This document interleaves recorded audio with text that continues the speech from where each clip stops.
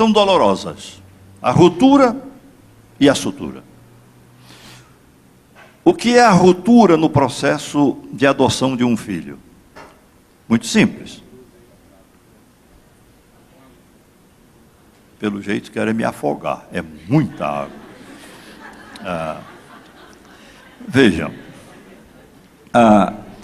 por que a ruptura no processo adotivo? Como é que ela ocorre? Claro, se uma criança deixa os seus pais de origem e passa a um outro contexto dos pais que antigamente se chamavam de substitutos, e eu não gosto dessa palavra, mas dos pais que vão adotá-lo e vão incorporá-lo como filho, houve uma ruptura em relação a essa origem.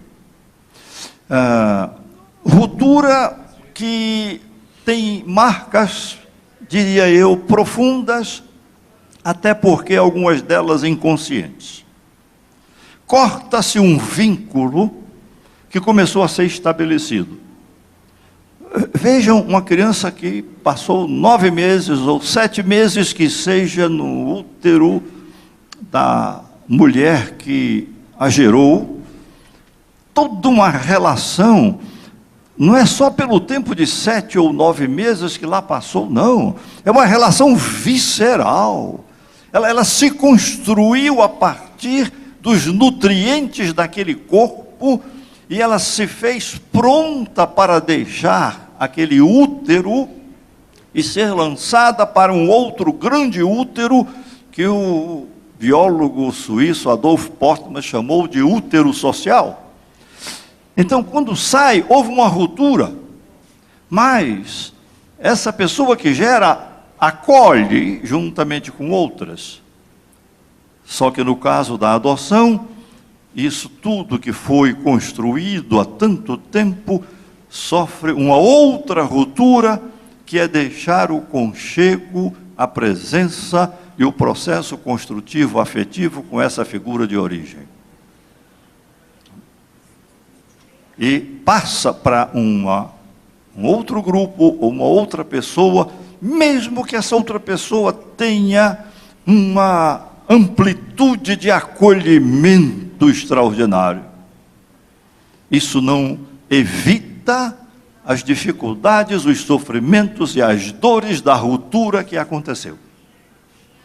Então, os filhos adotivos, sem exceção, vivem uma ruptura que tem a possibilidade de uma sutura. As pessoas que já sofreram física e corporalmente um processo onde houve uma ruptura e precisou haver uma sutura, sabem que tanto a ruptura quanto a sutura são dolorosas. Esse tempo entre ruptura e sutura, e a consolidação dessa sutura, é um tempo que vai exigir o que a gente chama de acolhimento, de reconstrução do vínculo afetivo, porque o vínculo afetivo foi interrompido. Alguém até há de perguntar, mas como uma criança que acabou de nascer e imediatamente, não fica nem com a mãe de origem, vai para uma pessoa que a adota como filho, que tempo houve de construir um vínculo afetivo? Olha, aqui a gente não fala no tempo sequencial, no tempo linear. A gente fala no tempo circular, o tempo que não se mede no relógio nem no calendário. Então, houve um vínculo afetivo se construindo independentemente da idade cronológica da criança. É verdade que se uma criança fica 1 ano, 2, 3, 4 com sua mãe de origem e depois ela vai para uma família que a acolhe como filha, há alguma diferença. Mas não é uma diferença estrutural. é uma diferença por conta de um processo que ocorreu. O que vale é a estrutura. Então, a ruptura existe. Isso de a gente dizer que o filho adotivo é igual a qualquer outro filho, é depois que se consolida o vínculo afetivo com quem a adotou. Mas enquanto ela vive aquele processo, aquela passagem, há uma angústia, há uma ansiedade, há um risco, há uma fantasia, há uma dor, há um incômodo, há um desconforto, como também há uma esperança.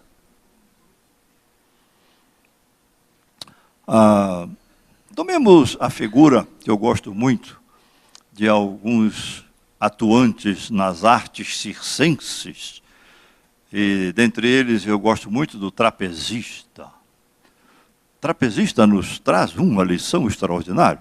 Ele está lá no seu trapézio, ele se lança para lá e para cá, e o companheiro dele na outra extremidade está a postos, e eles sincronizam os movimentos, e quando eles percebem, sentem que um tem que sair da sua origem, se lança para pegar nos braços do outro, no exercício de confiança e de esperança. Ele se larga e pega no braço do outro, mas notem vocês que há um intervalo, por mínimo que seja, em que ele não está preso ao seu trapézio, nem ainda pegou no braço do seu companheiro. É o momento de risco, é o momento da dor. É o momento em que é preciso se reconstruir a segurança. Essa figura me mostra muito esse caminho, esse processo da criança que vai para a adoção. Ela vive um momento cruciante. E nós não podemos substituí-la nesse momento cruciante.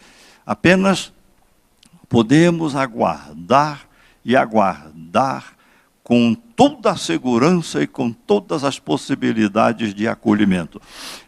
É isso que nós chamamos de singularidade. A singularidade humana não admite, então, padronizações. Então, cada criança adotada vai precisar de uma forma peculiar de ser acolhida, talvez um tempo maior para que se processe nela essa transição. Talvez formas muito peculiares, segundo os seus temperamentos, segundo o seu inconsciente que está regendo o seu comportamento. E aqui me lembrei, eu anotei até aí para não esquecer, aquela história da cama de Procusto, que alguns de vocês devem conhecer.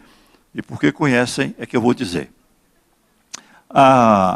Procusto faz parte daquelas histórias fantásticas da Grécia Antiga. Ninguém sabe bem quem era ele. Alguns dizem que ele era uma espécie de prefeito de uma pequena cidade, ou um homem muito influente naquela comunidade pequena, e que fazia uma exigência. Todas as pessoas que passassem pela sua cidade eram obrigadas a se hospedar na sua casa. E ele dava uma régia hospedagem. Só que havia o quarto onde as pessoas se hospedavam, com uma cama, e a exigência era que as pessoas tinham que caber naquela cama e ocupar todo o espaço da cama. Se a pessoa fosse maior do que a cama, ele cortava um pedaço das pernas para a pessoa caber na cama. E, consequentemente, morria. Se a pessoa fosse menor do que a cama, ele esticava essa pessoa até caber no tamanho da cama e morria também. Então, a cama de Procusto traz para a gente essa simbolização da padronização que mata, da padronização que estropia o desenvolvimento, da padronização que deforma. Eu sou contra a padronização. Quando eu olho para as singularidades das pessoas, cada dia fica mais forte em mim a ideia de que nós somos diferentes uns dos outros. Nós somos singulares. Os nossos filhos são singulares. Então, essa mania que alguns pais têm de comparar os seus filhos com os filhos dos outros é uma mania enlouquecida. É uma insanidade. Porque nós temos que olhar para as pessoas com as suas peculiaridades. E aí entra a questão da história. Cada filho adotivo tem uma história diferente. E nós queremos traçar uma certa, se não igualdade, uma similitude próxima à igualdade desses filhos adotivos. Não. Eles vêm de pais diferentes, circunstâncias psíquicas diferentes, circunstâncias ambientais diferentes. E nós temos que respeitar essa história que eles já trazem com ele. Conhecida ou não. Uma história eles têm. É hábito de alguns pais adotivos,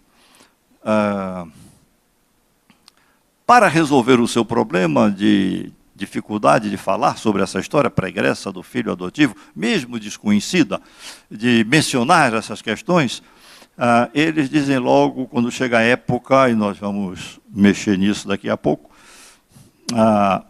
eles começam a dizer que a mãe que deu origem àquele filho, a mãe biológica, coitada, ela morreu. Matam logo a mãe. Porque aí não precisa mais, não tem nem obrigação de contar nada, e não correm aquele risco de o filho mais tarde querer, como acontece em muitos casos, e como é um direito pessoal dele, se for possível, querer saber quem é essa mãe e conhecê-la de alguma forma, acreditamos nós, muito mais para ter uma relação especular, isto é, de espelho, para ver a sua semelhança com a origem. Mas alguns pais adotivos não suportam essa dor, e então matam ali logo a mãe adotiva, ela morreu. O pai ninguém nunca soube, porque provavelmente ele já tinha morrido há algum tempo. E então pensam que resolveram essa questão. Veja a fragilidade, a nossa fragilidade, diante de uma situação de encantamento, que é o acolhimento de um filho. Veja como nós nos conduzimos de uma forma mesquinha, de uma forma egoísta, para evitar a enfrentação de uma situação que tem que ser entendida e tem que ser vista dentro do seu contexto de verdade histórica. Então, respeito à história. Não existe um homem real sem história. Alguns dos problemas que crianças adotadas vão enfrentar ao longo da sua história de vida, não tenho nenhuma dúvida, alguns desses problemas têm a ver com a confusão que nós criamos, ou a nebulosidade que construímos ao redor desse filho, no que diz respeito à sua história pregressa. E isso pode ser feito simplesmente pelo silêncio absoluto, pelo silêncio tumular que nós vivemos em relação a essa história por conta dos nossos medos.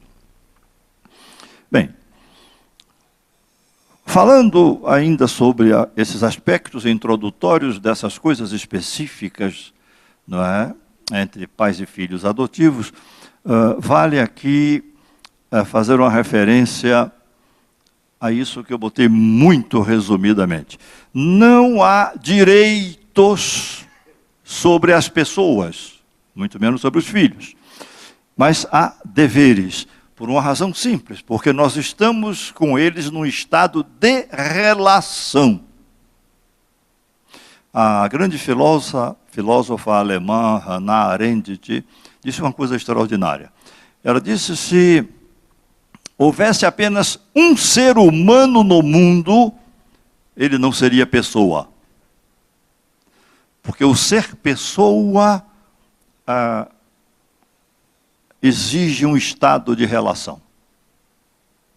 Nós nascemos como indivíduos e nos tornamos pessoas na relação com as outras pessoas.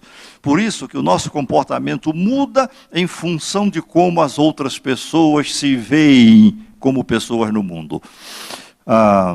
Eu estava outro dia pensando, e quando eu cheguei aqui, acendeu um pouco essa fogueira do meu pensamento. Quando cheguei exatamente aqui, quando eu comecei a ler todas as coisas que estavam escritas, e quando vi os organizadores do evento, e me deparei com uma coisa que eu conheço há muito tempo, a Comissão dos Direitos, ou Conselho dos Direitos Humanos. Extraordinário. Eu pensei até em fazer uma proposta de a gente criar uma comissão, um conselho dos deveres humanos. Eu não vi isso ainda. Mas eu vi os direitos, mas não vi os deveres. Alguém há de argumentar. Não, mas quando falamos dos direitos, está implícito que há deveres da outra parte. Estar implícito é o nosso grande problema. Nós vivemos em cima do implícito,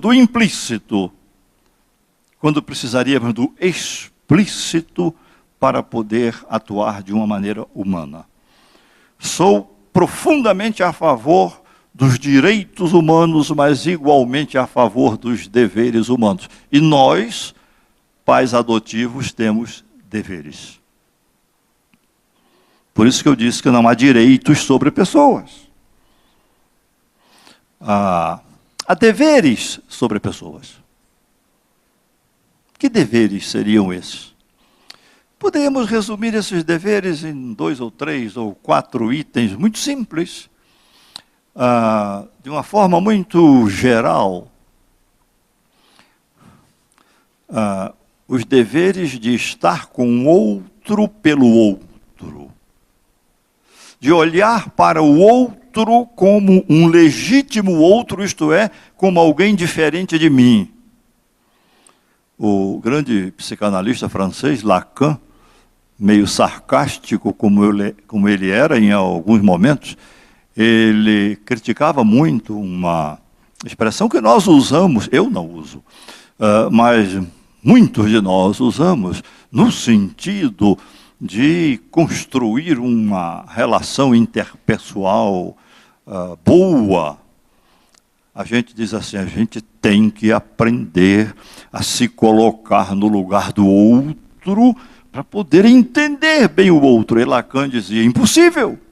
Se eu me colocar no lugar do outro, onde é que o outro vai se colocar? É uma forma de dizer que o outro é um legítimo outro. Ele é o outro de mim. E nós temos que olhar as pessoas dessa forma, olhar para os filhos desse jeito. É muito interessante como nós olhamos para os filhos e dizemos, e olhe, é a cara do pai, olha os olhos da mãe. Eu me lembro de uma família que foi visitar uma outra e chegou na sala, e antes que os adultos viessem, estavam os meninos na sala, ali, e os visitantes sempre fazem aquelas mesmas perguntas. Quantos anos você tem? Né? Você está na escola? Qual é a sua série? Todo mundo faz esse tipo de pergunta para coisa nenhuma, porque não está interessado nisso, é porque não sabe o que dizer para uma criança pequena, eu acho. Né? Então, numa dessas situações, a pessoa disse para o menino, mas olhe, você puxou a seu pai, ou puxou a sua mãe. Olha, os olhos são os olhos do seu avô. Você tem as orelhas muito parecidas com a da sua mãe. A boca é a boca da sua avó. E o menino disse, a roupa é do meu irmão. Inteligentíssimo. Percebeu logo e mostrou